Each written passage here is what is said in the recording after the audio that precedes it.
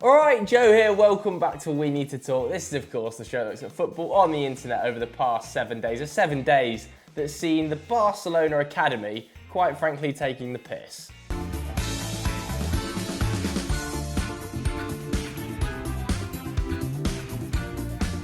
Neymar teach himself a new skill.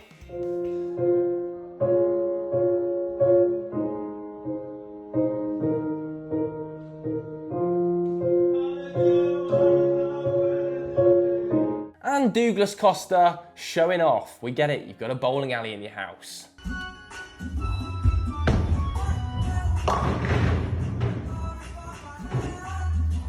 Anyway, this week we need to talk about the return of football.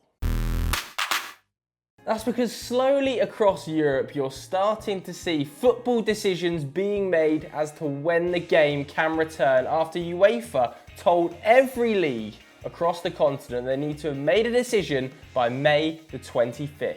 Over in Holland, the Eredivisie became the first major league in the entirety of Europe to cancel its season completely after the Dutch government said that no sporting event could take place before September the 1st. This means that for the first time since 1944-45 season, the Eredivisie will not have a champion, it won't have any relegation, and it won't have any promotion. Now you might be wondering what's happened to the Champions League places, Europa League places. Well, they've been given to the teams that were in those positions when the league was cancelled, which is quite controversial because some of the calls between those sort of sides are very marginal. I mean, Ajax led AZ Alkmaar by goal difference. There's 9 games left to play, isn't there? Utrecht were just 3 points behind Willem II with a game in hand and better goal difference. So some teams might feel slightly hard done by. The real controversy though revolves around promotion to the Eredivisie because this was a decision that went to vote and was split exactly 50-50, meaning that KNVB, the Dutch FA, had the final decision. And they ruled against any movement between the top tier and the second tier, which meant that Cambuur, who are 11 points clear of third place in the second tier, are not coming up. Of course, that decision also saved big Alan Pardew's bacon, didn't it? He was the manager of Den Haag, tasked with keeping them in the division, but he was 7 points adrift of safety at the point this season was cancelled, meaning that he technically kept Den Haag in the division. He has now left the club by mutual consent and donated all of his sort of staying in the division bonuses to local charities. Over in France, a little bit like Holland, Ligue 1 and Ligue 2 are goners. This news came after the French PM Edouard Philippe declared an end to all sporting events until at least September. However, unlike in the Netherlands, in France, they've awarded PSG the title. And, fair enough, they are 12 points clear of 11 games to play, and Liga have taken it on a points per game basis to kind of map out the rest of the season.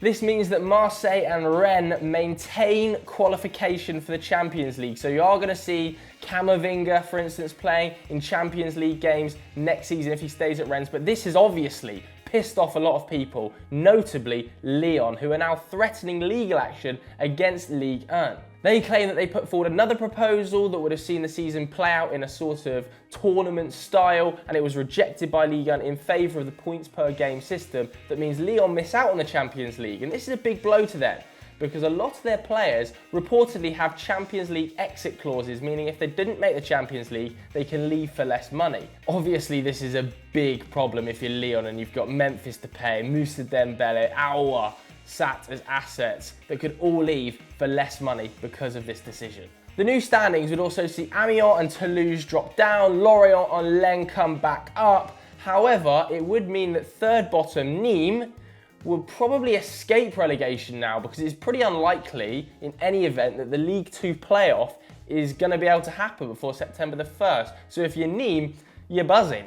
Over in Spain, La Liga have announced plans to return to training on May the 4th after being given the green light by the Spanish government. The rough aim is to return to full La Liga action around mid-June with 11 rounds of matches still to play, of course, over in La Liga, and Barcelona still just 2 points clear of Real Madrid, so it's tight at the top of that table. Now, La Liga have created a very, very serious health protocol, obviously, so it's safe for players to return to training, and the Spanish government themselves have announced a 4-phase plan to lift the country's stringent lockdown.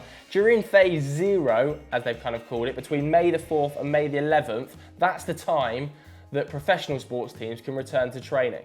Players, coaches, staff, they're all going to have to be tested before individual training happens, and then they're going to be tested, according to La Liga, every single day until the end of the season. Like Spain, the Bundesliga is ready to return, but the league can actually start as early as May the 16th if the government does indeed give them the green light, according to league officials. Now, football, as it would be through the whole of Europe, will be played behind closed doors. However, some teams like Mönchengladbach have ordered thousands of cardboard cutouts of their regular season ticket holders in order to fill the stand, so it doesn't look as empty.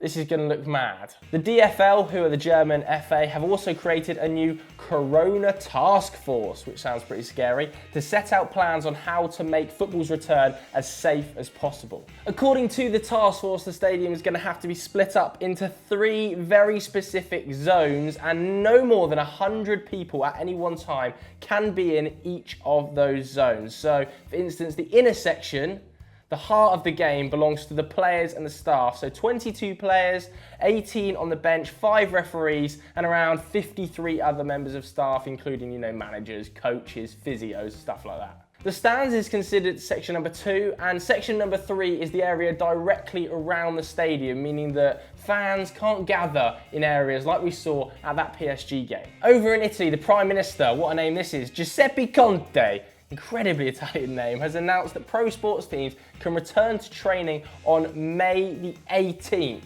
but individual training can actually start around May the 4th. There's even fairly light hopes amongst some within Serie A that fixtures could resume behind closed doors as early as May the 27th, or maybe even 2nd of June, around that sort of week, with the hopes that the season will be entirely finished by the start of August. The Italian FA have drawn up some pretty stringent protocols for the return of football though. For the start of training, each club will form a group of players, technical staff, coaches, physiotherapists, masseurs, whoever, and they will then be tested before being put into an isolated summer-style training camp that they're not allowed to leave and interact with other people. There are also plans within the Italian FA to donate 5 COVID tests to the general public for every COVID test they use privately, to avoid criticism that, some other countries have been facing for using up testing kits. That brings us nicely to the Premier League, where at today's big meeting, discussions were held about Project Restart. Now, no decision has been officially made. That will likely come next Friday, because next Thursday the government are going to announce what the next stage of lockdown means for Great Britain. Early reports, though, indicate that Project Restart, as it's known, would like to see football resume in England and the Premier League around June the 8th, and players would be able to return to training in mid-May. Project Restart as a whole kind of puts forward a strategy of how people could return to training safely. It features stuff like footballs, cones, corner flags, goalposts all have to be disinfected before and after use by staff wearing PPE. Cars have to be parked 3 spaces apart. No massages unless approved by a club doctor. 75 minutes of small group training, 15 minutes of recovery. Players and staff will be banned from spitting. So there's loads of rules and regulations that are being put forward to make this June the 8th date happen. Clubs will also be presented with proposals to test players at least twice a week, subject to government approval. Now, this has obviously caused a little bit of controversy, with people saying that the test should first and foremost go towards key workers.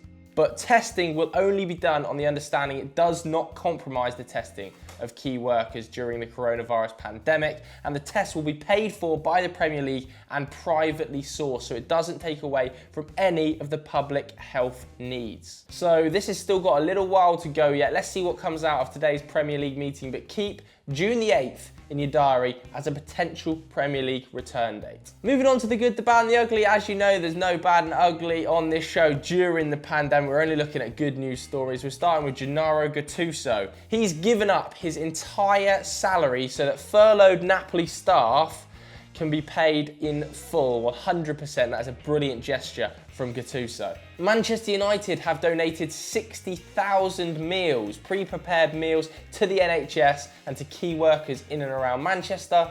And Keylor Navas has fed 3,700 families back in his home country of Costa Rica. So that's it for this week's episode of We Need to Talk. Go over to EFD if you want to watch some more football chat, because Continental Club's up on there. Sunday is going to see Sunday vibes, so tune in for that too. Thanks very much for watching. Goodbye.